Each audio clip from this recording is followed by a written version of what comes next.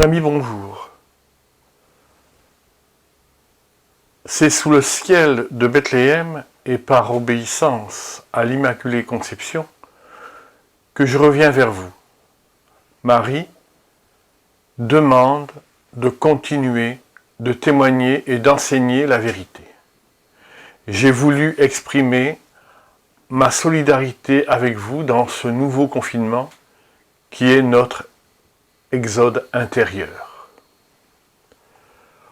Pourquoi la lumière de la Nativité? Elle est celle des fins dernières, la promesse d'une nouvelle terre et de nouveaux cieux. Le Covid-19, nous savons qu'il a été créé par l'homme et que sont impliqués dans sa fabrication des Français, entre autres, des États, des hommes politiques et autres acteurs décisionnaires sont aux ordres de la bête de la mer pour établir le mondialisme. Il fallait une pandémie, comme nous en avait averti Jacques Attali, pour ancrer et rendre inévitable un gouvernement mondial. Mieux que ça, pour amener les hommes à souhaiter un gouvernement mondial. Cette pandémie est la première étape active et irréversible de la période dite des châtiments de la purification. Châtiment pour ceux qui s'enfonceront dans le refus de Dieu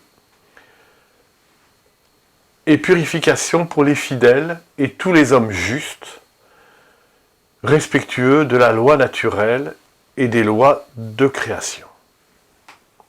Dieu se sert de tous les Nabuchodonosor pour faire triompher son amour et sa justice. C'est pourquoi, à l'exemple de Saint Jean-Paul II le Grand, le pape François a jeté au plus loin le filet de pierre et il eut le synode sur l'Amazonie. Il termina les synodes continentaux au nombre de 5. Les peuples de tous les continents ont été invités à entrer dans le salut. Le salut leur a été proposé. Les événements annoncés voici plus de 100 ans, voire de plus de 4 siècles, se réalisent avec une précision d'horloger. Surtout celle prophétisée par Marie-Julie Jaïni et quelques autres âmes privilégiées, plus récentes. Par exemple, Bandouria. Sans doute, après les fêtes, faudra-t-il s'attendre à un durcissement des règles de confinement. L'État posera des actes contre les personnes, les familles de nature fascisante, proches de celles des pires dictatures que nous aurons connues depuis 1917. Nous envoyons les prémices au Canada, en Australie et Nouvelle-Zélande. Pour le moment, il me semble que nous sommes quelque peu maqués. Les proxénètes relèvent les compteurs sur les trottoirs, l'État relève nos compteurs si on dépasse 1000 mètres de trottoir. Ce second confinement est comme le premier, un exode intérieur que nous, catholiques, devons vivre dans l'unité des 3 cœurs sacrés et nous y perdre. Et dans un esprit de confiance absolue et inébranlable dans la Sainte Providence. Nous devons nous disposer à réaliser en nous une communion entre frères et sœurs, une communion surnaturelle, qui est indissoluble. Le Second Concile du Vatican nous a fait entrer dans la journée de la Sainte Seine, le jeudi saint, jusqu'à Saint Jean-Paul II. Le pape Benoît XVI, par sa renonciation, nous a fait entrer dans le vendredi saint. Le pape François, lors de la bénédiction Urbi et Orbi, mars dernier, il nous a ouvert le tombeau. Et nous y entrons par cet exode intérieur.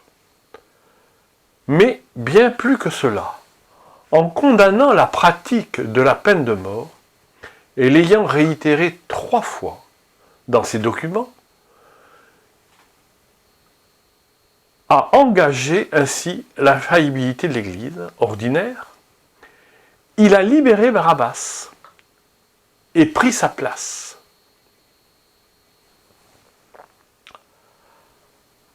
La fruition de la passion du Christ va donc éclore, puisqu'elle permet au Christ roi de l'univers d'être en cet état de royauté, crucifié sur sa croix, surnaturellement. Et il en sera de même pour tous les pouvoirs légaux, les autres seront détruits, car ils vont devoir éclater pour laisser à la royauté du Christ toute sa plénitude. Ces liens étant à présent déliés, les hordes issus du Méchom déferleront sur l'Église et sur le monde, et à la mort des 2 témoins, le pape François et le pape Benoît XVI, elle permettra, cette mort, au grand monarque d'obliger l'Antéchrist à se manifester. Car plus rien ne le retiendra alors qu'il est aux manœuvres depuis 30 années dans la clandestinité. L'antipape montera sur le trône de Pierre, il précédera de peu l'Antéchrist, à qui il remettra l'Église apostat, c'est-à-dire institutionnelle, car il ne sera pas dépositaire des clés de Saint-Pierre. L'antipape sera vraisemblablement quelqu'un de très intelligent, de très conservateur sur bien des formes, très attaché au pouvoir impérium, au mode impérium du pouvoir. Ce sera quelqu'un en qui on aura toute confiance. Vous savez, il y a un vieux dicton qui dit que l'arbre penche toujours du côté où il tombe toujours du côté où il penche. Attention mes frères, attention. Tous les actes posés par le pape François sont à comprendre à la lumière de l'eschatologie, les fins dernières. Si vous vous éloignez du pape, vous prenez inexorablement la voie de l'Antichrist. Vous aurez beaucoup de mal à résister à ses séductions et à sa dictature. Mais ce sera votre choix. On ne condamnera pas les pécheurs, quels qu'ils soient, sans pour autant approuver le péché, et en rappelant aux États que leur rôle n'est pas de proposer un salut laïque, le pape François remet dans les mains du Christ le jugement terrestre, l'Église n'ayant plus d'autre mission que de proposer le salut. En fait, le pape François applique les conséquences, les fruits de la renonciation du pape Benoît XVI. Comme je l'ai dit dans une précédente vidéo, le pape Benoît XVI a déposé le gouvernement humain de l'Église dans les mains du Christ. Totalement. Eh bien, le pape François prend des décisions qui disposent totalement cette pratique de gouvernement dans les mains de l'Église.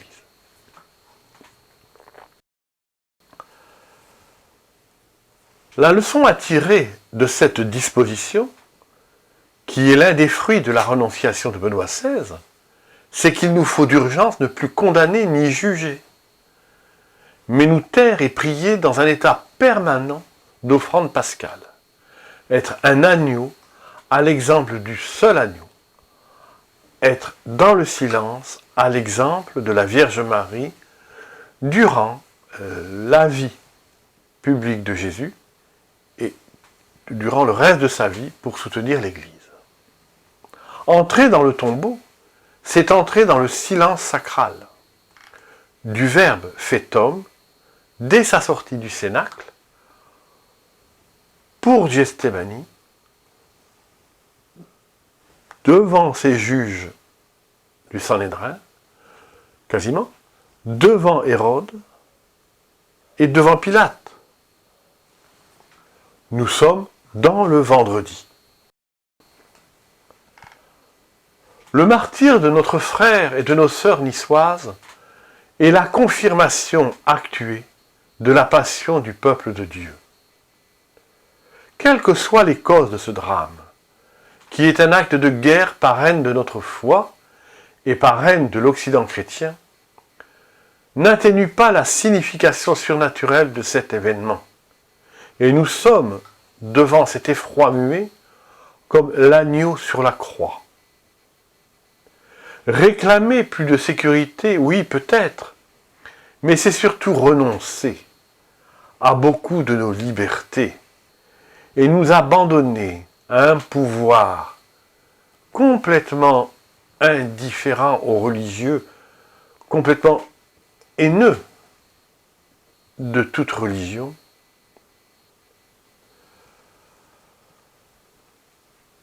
c'est donner un prétexte à l'État profond pour mieux disposer et imposer le mondialisme.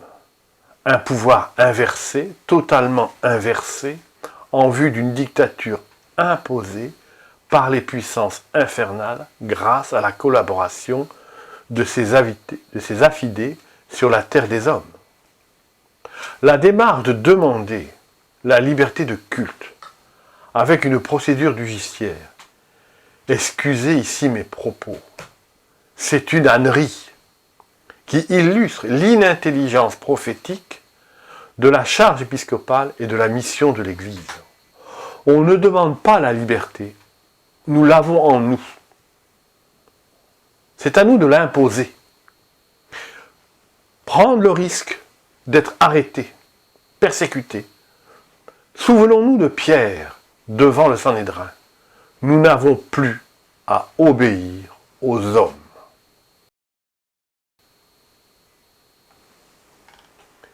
Nous, catholiques de France, du royaume franc, plus qu'aucun d'autre peuple, sommes acteurs majeurs de cette fin des temps. Et nous n'avons d'autre lumière que celle des trois blancheurs, le Magnificat et le Testament de Saint Rémy. Certains d'entre vous ne peuvent le comprendre aujourd'hui, mais vous le comprendrez à la lumière de l'avertissement, l'illumination des consciences. Chers amis, notre association Alliance chrétienne publie un dossier sur le roi. Le titre est « Le roi, en la mémoire de son peuple ». Je vous invite à nous le retenir. Son coût est estimé à 20 €, frais de port inclus, pour la métropole. Et si Dieu le permet, nous en publierons un autre. Vous trouverez toutes les indications sur la page d'accueil de notre site, en jaune ou à la fin du texte de cette vidéo que je vais publier. L'objet de ce bulletin est de vous faire entrer dans l'intelligence des temps actuels et de vous aider à reprendre en main le temps et l'espace de votre vie intellectuelle, autonome par rapport aux médias. Ne nous laissons plus dicter leur façon de penser. Soyons des francs, debout, devant l'adversaire, devant l'adversité, et à genoux en présence de Dieu. Défendons et reconquérons notre autonomie pour laisser à Dieu le soin de nous faire croître dans sa liberté. Soyons des vrais fils de l'Église et des vrais fils et filles du royaume de France. Ceux qui sont entrés en résistance spirituelle sont entrés en résistance morale, en résistance intellectuelle. De ce fait, ils ont des grâces qui les font sortir des puissances infostatoires de la République et de la Révolution. Ils retournent au royaume de France. Merci de votre attention. À très bientôt.